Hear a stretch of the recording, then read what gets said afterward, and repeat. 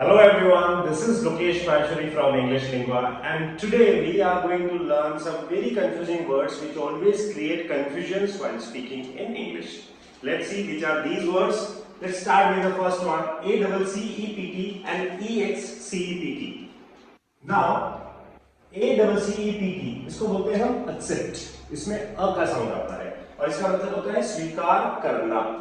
और EXCEPT इसको बोलते हैं एक्सेप्ट, इसमें ई का साउंड आता है और इसको मतलब होता है को छोड़कर। Let us understand by taking some examples. I accept your apology, मतलब मैं आपकी अपॉलजी को स्वीकार करता हूं। तो एक्सेप्ट मींस होता है स्वीकार करना। She accepted the job offer, उसने जॉब ऑफर को एक्सेप्ट कर लिया। We should accept our mistakes, हमें अपनी मिस्टेक्स को एक्सेप्ट करना चाहिए, मतलब उसको स्वीकार करना चाहिए। So that is the meaning of ACCEPT, accept. Next we have this accept.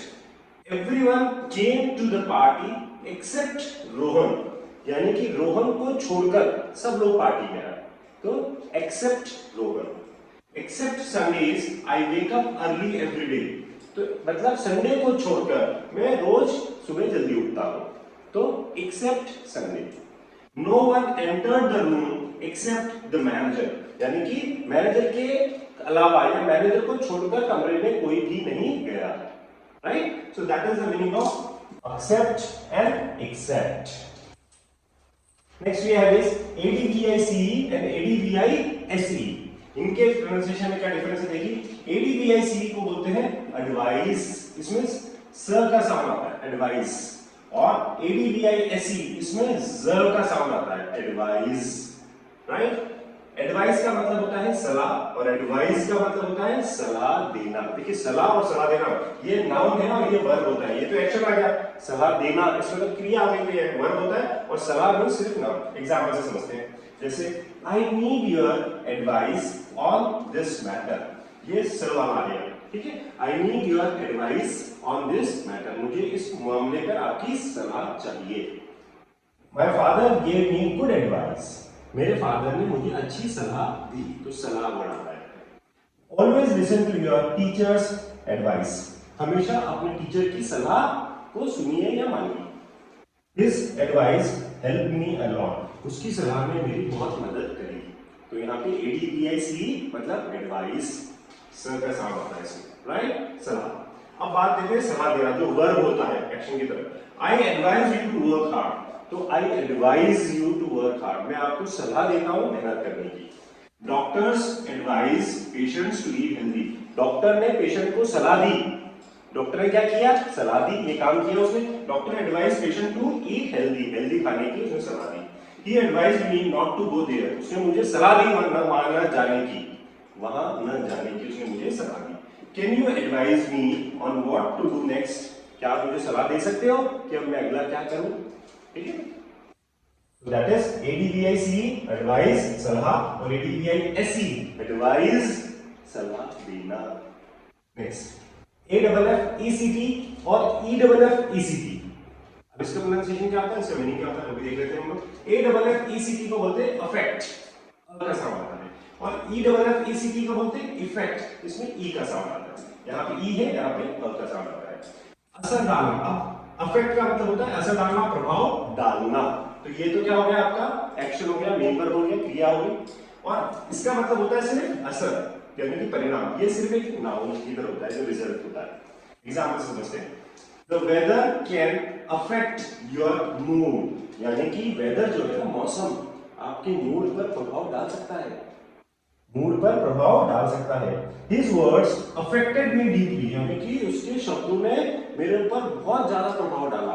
His word affected me deeply, अंदर तक प्रभाव डाला।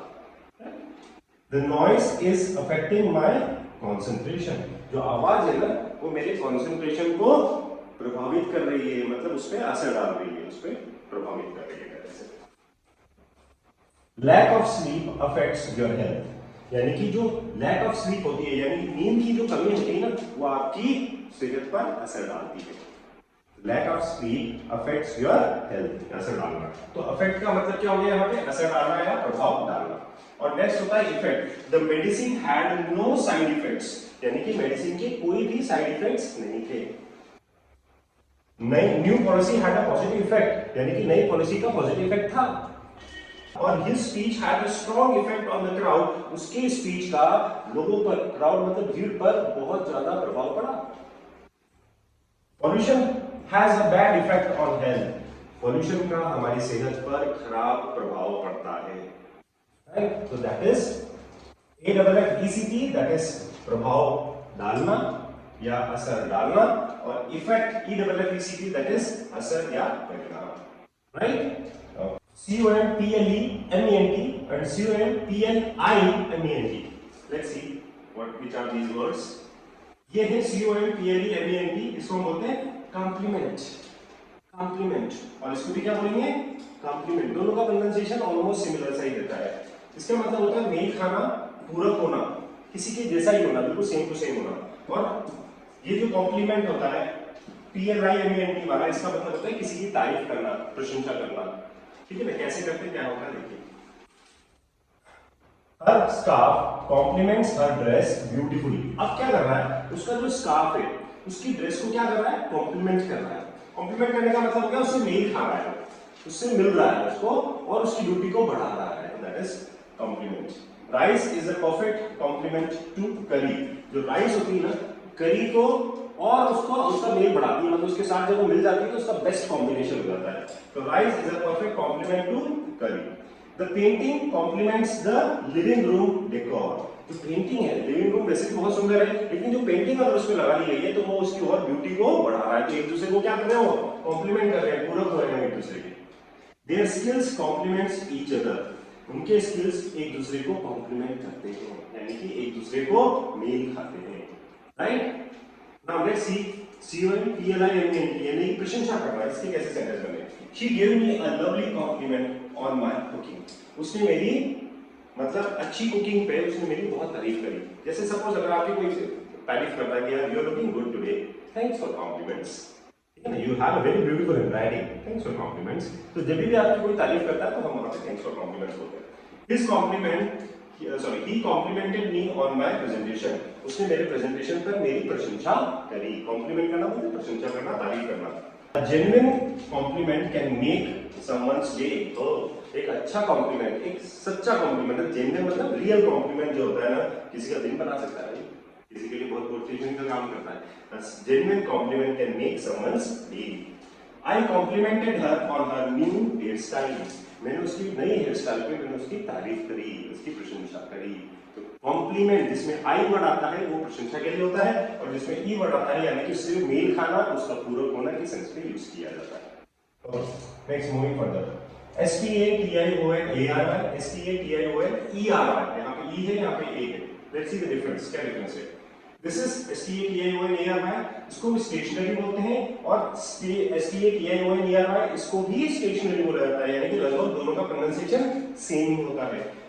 ये स्टेशनरी जो होता है स्थिर, स्टैटिक, दैट इज स्टेशनरी, स्थिर, अपरिवर्तित, जो चेंज नहीं होता है।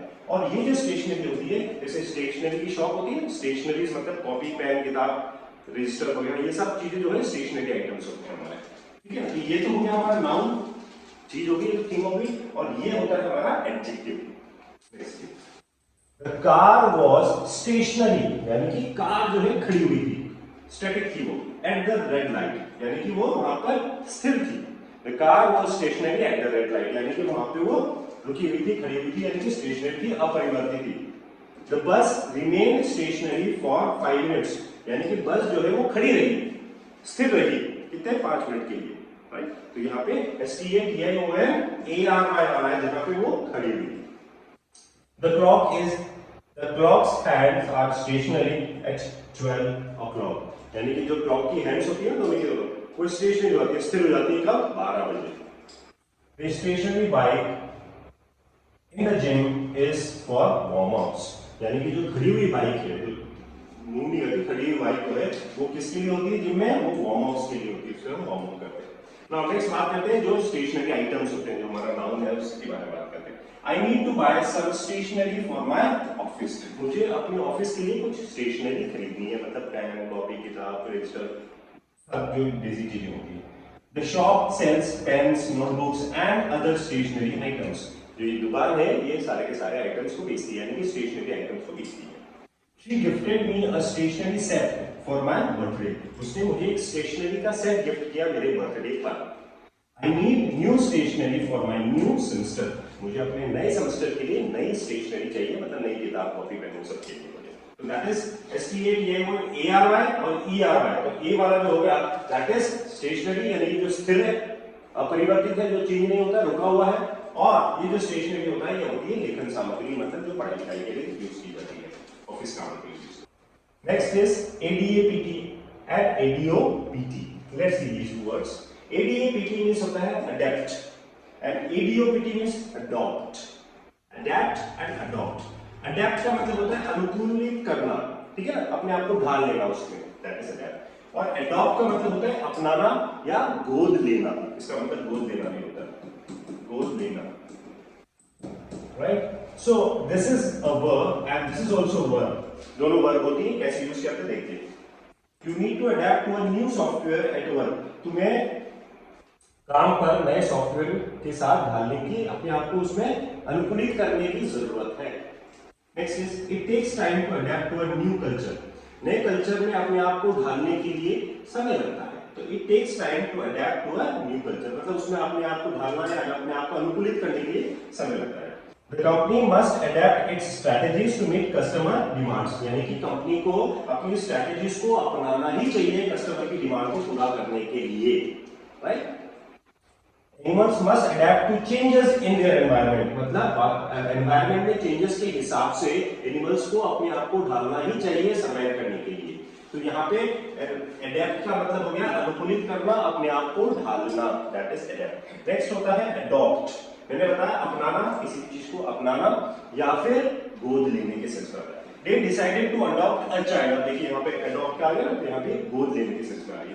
From the orphanage, यानी कि अनाथ आश्रम से। The company plans to adopt new technology to improve production। अब यहाँ पे कंपनी क्या कर रही है, एक प्लान कर रही है, क्या कर रही है, to adopt a new technology, यानी कि नई टेक्नोलॉजी को अपनाने का प्लान कर रही है। For to improve production, production को improve करने के लिए। I have adopted a healthier lifestyle since last year। पिछले साल से मैंने जो है ना एक अच्छी हेल्दी लाइफस्टाइल अडॉप्ट की हुई है, मतलब अपना रखी है। सुबह जल्दी उठना, एक्सरसाइज करना, ये सब हेल्दी लाइफस्टाइल मैंने अपना रखी है। They adopted a new policy to improve employee satisfaction। उन्होंने नई पॉलिसीज को अपनाया, मतलब नई पॉलिसीज को लागू किया। They adopted a new policy to improve employees satisfaction। Employee satisfaction यानी कि एम्प्लॉय का सेटिस्फेक्शन के लिए उन्होंने नई पॉलिसी को अपनाया। तो एडीएपीटी अडॉप्ट मतलब अनुकूलित करना, दैट इज ढालना, और एडीओपीटी मतलब होता है अपनाना या गोद लेना, right. Okay, next we have is principal, PRINCIPAL and PRINCIPLE। Let's see the difference. This is principal and this is also principal। The pronunciation is same. The difference is only in the spelling। यहाँ पे PAL होता है, यहाँ पे PLE होता है। इसका मतलब होता है प्रिंसिपल होता है स्कूल का प्रिंसिपल, कॉलेज का principal, that is principal means head. तो वहाँ का प्रमुख या प्राचार्य होते हैं। और ये जो प्रिंसिपल है ये होते हैं आपके सिद्धांत, द प्रिंसिपल ऑफ लाइफ, ठीक है ना, लाइफ के जो सिद्धांत है हमारे, उसूलों पे चलते हैं बहुत से लोग। तो that is this is noun और this is noun and adjective both, ये दोनों होता है। कैसे यूज करते हैं? The school principal is very strict. जो स्कूल का प्रिंसिपल है यानी कि PAL वाला है, आप जब एप्लीकेशन लिखोगे ना तो वहां टू द प्रिंसिपल जब लिखते हैं तो PAL लिखना, PLE नहीं लिखना है। तो school principal is very strict. जो स्कूल प्रिंसिपल है बहुत स्ट्रिक्ट है। She is the principal dancer of the group, यानी कि वो एक प्रमुख मेन है। प्रिंसिपल डांसर मतलब main dancer of the group है, तो वहां पे प्रमुख मेन के सेंस में आ गया। Honesty is the principal quality of a good leader, यानी कि जो ऑनेस्टी होती है, ईमानदारी होती है, एक अच्छे लीडर की सबसे प्रमुख क्वालिटी होती है। यहाँ पे इंपॉर्टेंट के सेंस में आ रहा है, यानी कि सबसे प्रमुख।